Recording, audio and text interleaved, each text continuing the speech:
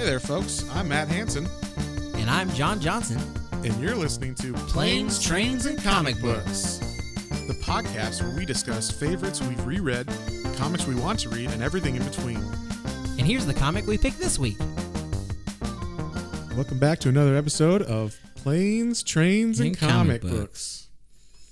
All right. So we read, this week we read We3, which is a comic from the early 2000s by Grant Morrison and Frank Quietly.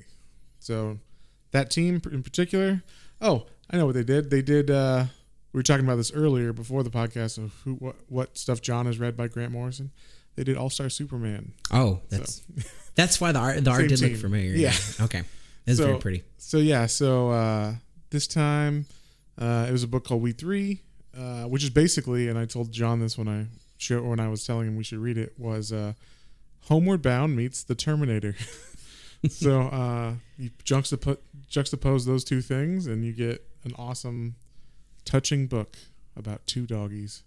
Or no, a dog, a cat, and a rabbit. A cat and a rabbit, and well, there is two dogs. There's two dogs, but we'll get into But that. yeah, the second dog, not a good dog. So Bad dog. so yeah, so we'll kind of tell the story of this. It's basically there's three animals, a dog, a cat, and a rabbit, that have been transformed into like bioweapons, like mech bioweapons. So they have little tank shells basically on them that are little body suits that they wear. Like mech suits. Mech suits, yeah, for animals that like specialize in whatever they normally do. So like the cat's is stealth, and it can shoot like razors out of its claws.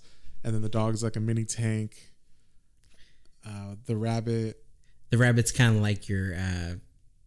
He's the guy. He's like the heavy. He's got bombs and like he's like the little heavy. That's right. Artillery guy. And he said he had poison gas too. Yeah. So he can like come in underneath everything and kind of like drop bombs and mines and stuff. Which he literally poops out.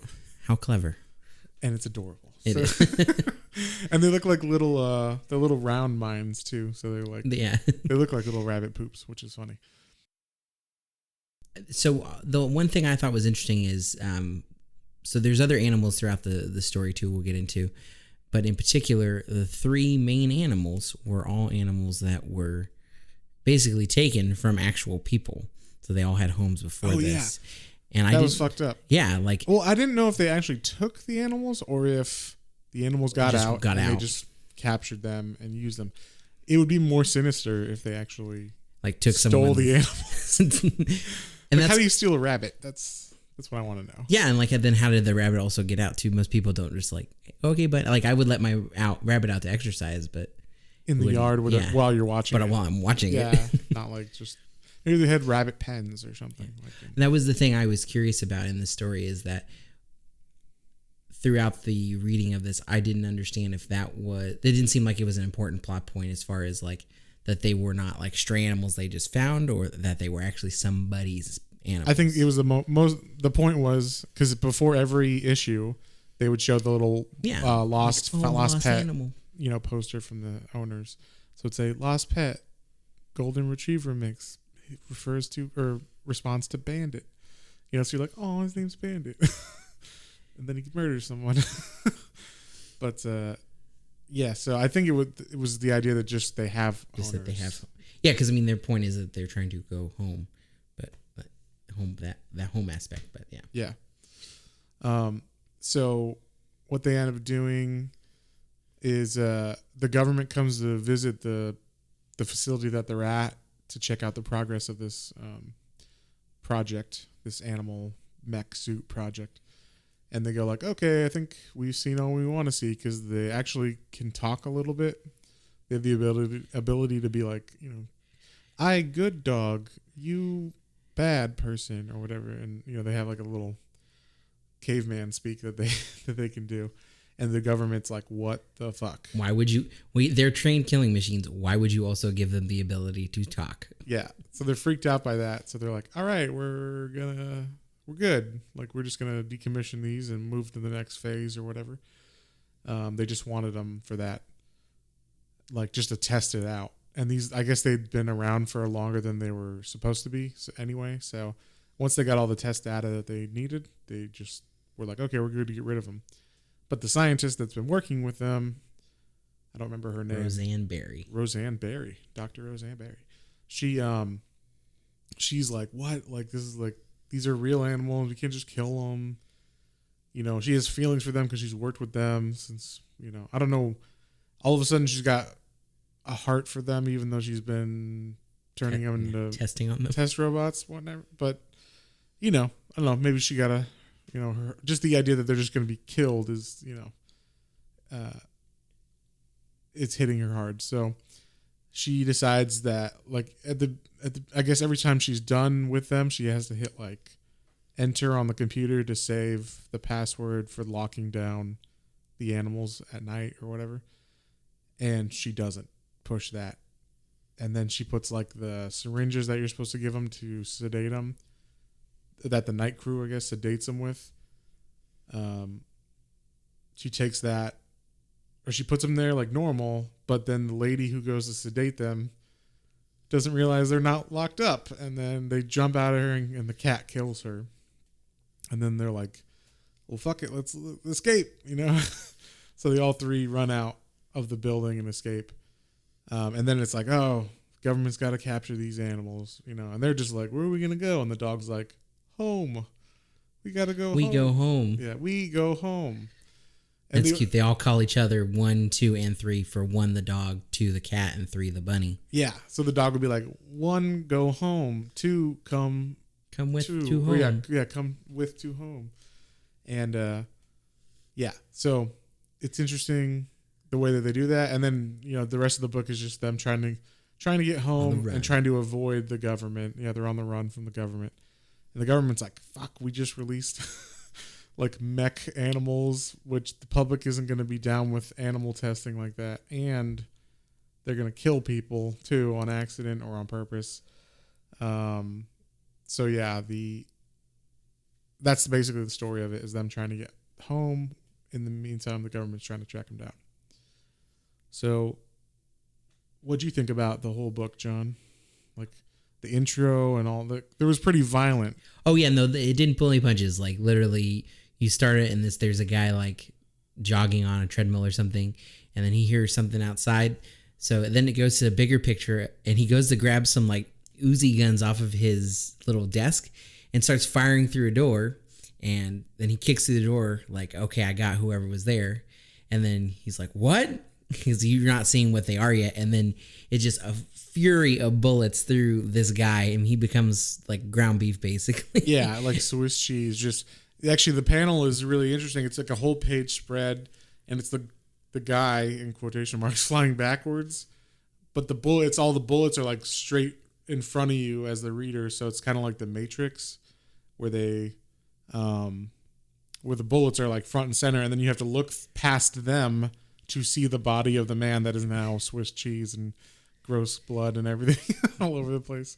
Yeah, no, there was lots of blood and gore, but pretty blood and gore. Yeah, this is very vivid. Yeah, I like the art in it. Yeah, I mean Frank Wiley. And when you said the All-Star Superman, I was like, oh, that's right, and that's why, because that's one of the most beautiful comics I've ever read, and it makes sense. All of it. This is it was a little darker and grittier because of the story, but it was very pretty.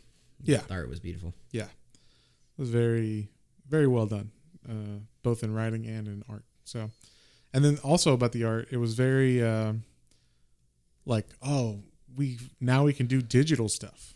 You know, like the way it was done was very like, hey, this is a new medium where we can do comics digitally and draw digitally and set up the panels digitally. So let's do some interesting, weird, crazy stuff. Like that was obviously Matrix inspired, I assume. The bullets are coming through. Yeah. But then like there was panels where we were speaking about earlier where like there would be like 6 panels kind of floating in space, like doorways kind of. And in the doorway was what was going on in the comic book. And then outside it was kind of like they're floating in a 4th dimension. And you would see the cat come into one of those doors, attack the person that's in that door, then flip through into the 4th dimension, into the next door, and attack the next person. It was like a weird, but a very cool like way of showing motion in the panels, between the panels too. It was almost cinematic. Yeah, it was like basically where the cat's going in between the panels is like normally on a page there's the space between the panels and you just put that in your mind. So this just kind of showed that little fourth dimension world outside of the panel grids, which I thought was cool. It was kind of interesting. There were some other panels I really liked. It was kind of similar. It was a whole page of like a big action sequence. And then in those pages, there were a bunch of little boxes of very specific things happening. Like the dog attacked some kind of truck. And as he's going through the truck attacking people, like one panel's like somebody getting their arm bitten off. And then another one's like a chewed off ear. And claws on the face or whatever. Yeah. Like it was really cool to have all of those distinct. It was like probably like 8 or 10 boxes of him hurting Peter, the different people on one big panel of the actual truck, is what that he's going into. So that was really cool. Yeah. Yeah. It was a very creative and ingenious way of doing it. I mean, I think a lot of creators at the time were experimenting with different ways of doing panel layouts just because it was digital now.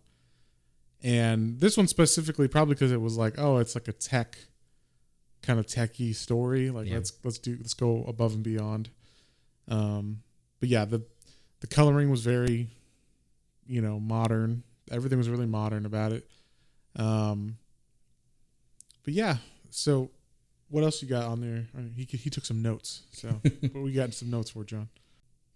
Well, I thought it was cool. Their dynamic with them, because they all had like character of you would feel like of the animals as well. Like the dog was kind of a leader character. The cat was kind of like, I want to be a loner at some points of the story. But then he'd be like, I'm scared. I'm going to go follow one. Yeah. And then the bunny was the bunny I thought was probably my favorite character, because he'd be like, no, we have to do this together. Food? Like he kind of had like little side tracks. Always like grass. I'm hungry? Food? Can we stop for eat grass? Food now? Yeah. And then also my tail. My tail is broken. Oh, my tail. Fix my tail, please. Yeah. And that's what gets them actually in. They have this big epic battle with the military. They're running away, and then the military tracks them to like this open field, and they shoot down all these helicopters and kill a bunch of people. And you get to see all their specialties at play in this battle. Like the cat, they're like, oh, she doesn't have air-to-air weapons, but then the cat like can shoot razors out of its hand, and the cat's like, oh, there's someone, and he like points his paw up, and you just hear like, you see all these, and then it just shows this guy like, oh, I'm glad we're up here and not down, and then you just see like this metal spike go through his face, and you're like, what the fuck? Like super, super violent. You feel bad for the guy, but also very cool sequence. I like when they have that, and then they're running in there, get on the train tracks.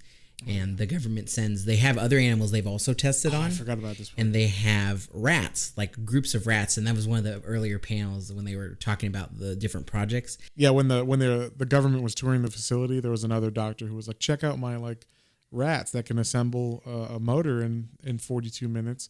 But also you can make them kill each other. Yeah. As there's one rat that has like a drill on its head, and it was like, look, and then it turns and like drills another rat.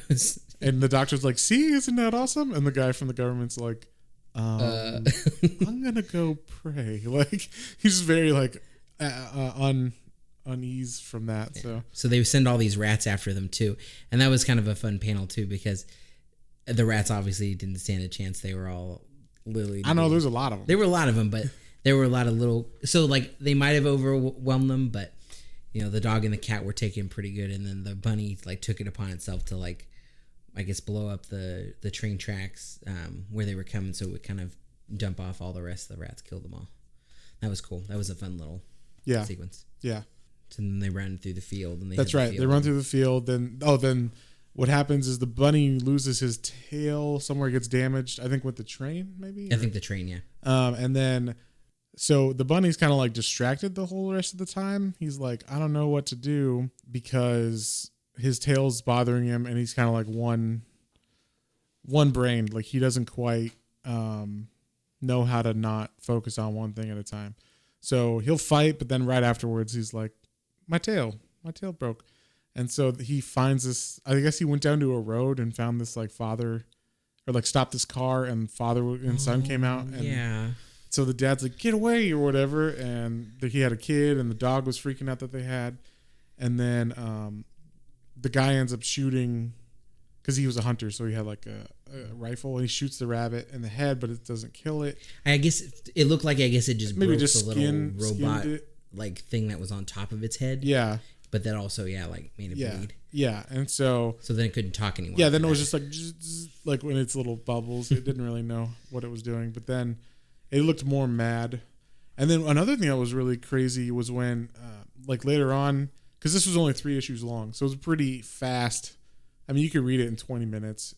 It's fast. There's not like any giant pieces that you're gonna miss or anything. If you could read this like while doing other stuff too. Generally, some of the panel layouts were like, oh, I have to pay attention to this, but for the most part, you could get it. And then, so after that, the rabbit can't really talk, and everybody's getting sick. Like, I guess they need some kind of serum or something to he helps their bodies like acclimate to being in the suits, I guess. Yeah, and so basically, you just see, when they're in the suits, and I think it's because it's like using their body's energy, so they have to like power it from them. So it's basically killing them if they don't get this like special formula or whatever to juice them back up. And so so then they narrow down like where they're at, and they say like, oh damn, like, oh, so when the guy kills or shoots at the rabbit, the dog freaks out. Number one, like our dog freaks out and kills the guy and the dog, right? And the kid and the dog. I don't think he kills the kid. They said the kid was found 100 meters away. Yeah. But the dad dies and their dog dies. And so now the government's like, fuck, they killed someone who's a civilian. And that scene was sad because he kills them, and then afterwards he's like, oh, bad dog. Yeah. I should not have done that, basically. Yeah, the dog's like, I feel bad. I am dog, and I killed man, and I'm bad dog. And you're like, oh, man. This book really gets you in the feels. Yeah. Like, especially if you're like a dog lover. I mean, cats, whatever. But rabbit lovers, you'll get that too. I raised rabbits. So I was like, oh, it's bad. I particularly laughed out loud when he pooped bombs. I was like, yeah. And so the animals like run into like a train yard, and they're kind of like hiding in there, and they meet this guy, this homeless man that's in there, and he's like, oh, like, let me help you, and he gives them food, like a burger, and they're like, thanks, and the dog's like, good man, he's gonna help us. And then the government shows up. And that was funny because they were like, you talk, okay, whatever. Yeah, the guy's like, cool, like, I don't care about that really. I'm homeless, so so it's good to have friends to talk to. But in the meantime, the government has been like, they have a 4th animal they haven't really commissioned yet. They haven't fully gone through. It hasn't been fully trained, and apparently it's called number 4, and it's like this gigantic mastiff that's in a mech suit. So it's like, a 200+ pound dog that's in this big suit. And the suit is huge. Yeah. He looks like a giant gorilla body. Yeah. And like a big. Yeah. So, and it's supposed to be like the ultimate weapon or whatever. And so, as opposed to our animals who are like, they work together as a team. Yeah. They're all specialized, but they work together as a team. So the government finds them in this train station area with this train yard, and they release the mastiff. Well, they try to use the doctor first because they're like, that's right. Hey, they keep the doctor basically in like Dr. Barry. Yeah, Dr. Barry from the beginning that actually was like, didn't want them to die. They found out that she's the one who didn't put the code, so they keep her captive, and they're like, we're going to keep you around just in case we need you to help corral them. And so when they find out that they're at that train place, they're like, hey, come with us. You're going to they're going to see you, and they're going to come to you and get you taken care of. So she gets there, and she's trying to call them out, and the dog comes, number 1, and she comes as number 1, and she's got, I don't know if she has something in her hand, like, I don't know, to coax it or whatever, and he comes up. I don't remember. But then the military guys have like laser sights on his head, and they're like, okay, we got a shot. And then she jumps she moves herself up in the way to take the hit. Take the bullets, yeah, so she dies. And then the dogs are like, no. The number 1's like, no, bad people. Yeah. And then that's when they release 4. Right. So they're like, okay, we need number 4 out here. So like, but number 4 is too aggressive. They're like, oh, we don't, he hasn't finished his programming. He's super aggressive. Are you sure you want to release him? They're like, yeah, it's fine. What's the worst that could happen? So the first one to see or to hear it is like the dog goes back to where they were hiding, and then the rabbit disappears, and they're like, where's the rabbit? And they go, and the rabbit's standing in front of the big mastiff, and then the mastiff just bites his head or whatever, right? Like it just... Yeah, like basically, yeah. Then he poops and like throws a bomb to like try to kill it, but that doesn't. Yeah, it doesn't kill it. And then right when the dog comes into attack, it like the dog has like a cannon on its back, and the mastiff just shoots that with his little laser. So then the dog doesn't have that to fight with, and they're like, "See, it's working out great." And they're like, "Where's that cat?" And they're like, "That's where they remind you, like, oh, they work best as a team." And then the cat comes and it claws the dog's eye, the mastiff's eyes out, which was super fucking it was crazy. So funny. Yeah, it was just like, and then the mastiff can't see, and so they end up fighting, and then they push the mastiff through like a wall onto a freeway. I gathered from it. They didn't really show you where you were in regards to like the city, so this is the first time you see like it falls through, lands on a freeway, a car hits the mastiff. And then they're like, oh shit, it's in like civilian area. And like policemen show up and they're like trying to shoot at it and it's trying to kill them.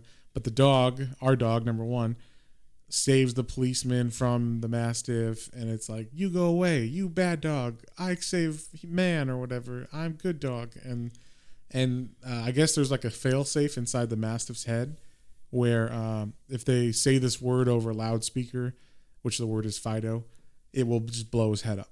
So that's what they do. They like take a helicopter ride over and they save Fido, and then his head explodes, and then it's done. And then the animals run away again, and they finally get through like they get away through like what's it called? The storm drain. Yeah, the storm drain. So they go through one of those. They end up in like a field where the storm drain just lets out water, and they see construction site and they go to there, and in the meantime they also see helicopters chasing them, and the dog realizes as he gets to the construction site that his armor is falling off on his arm, and he goes, wait, coat not dog or whatever, not number 1, and he realizes, oh, like we're wearing suits, and so the cat and him, like I assume they help each other take off all the armor.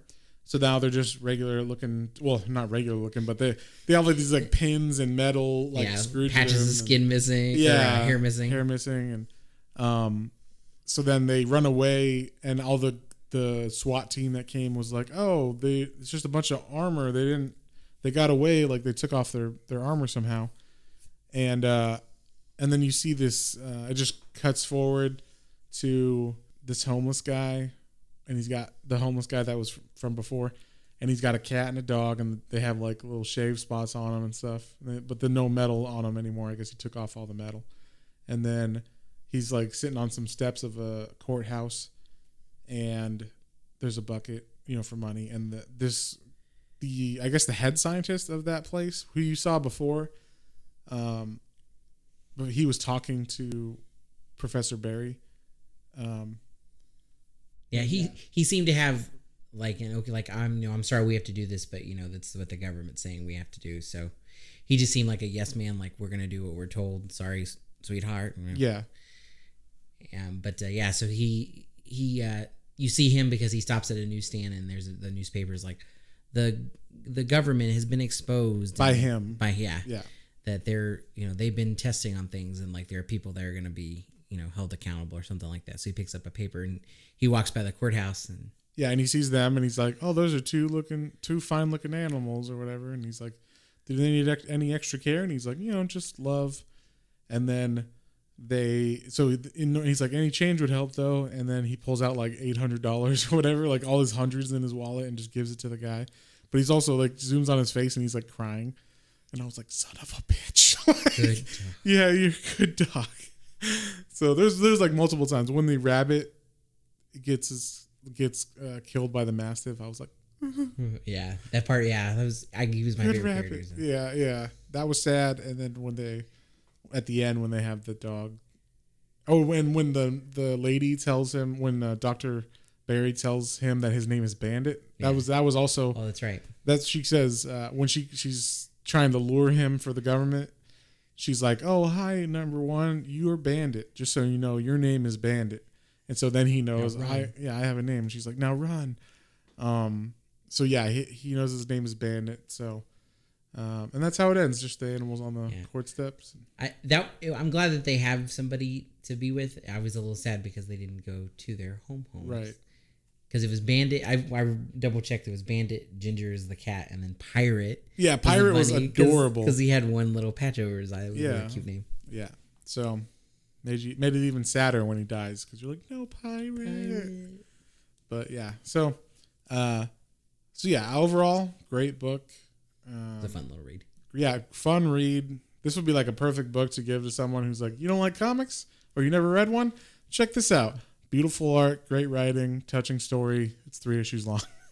You don't have to spend an eternity reading it. And maybe not too young because it's a lot of blood. But yes, it's very violent. So, teens and up. Anybody who can watch an action movie, teens and up. But, yeah. What would you rate this one? I'd say an 8. I really enjoyed it.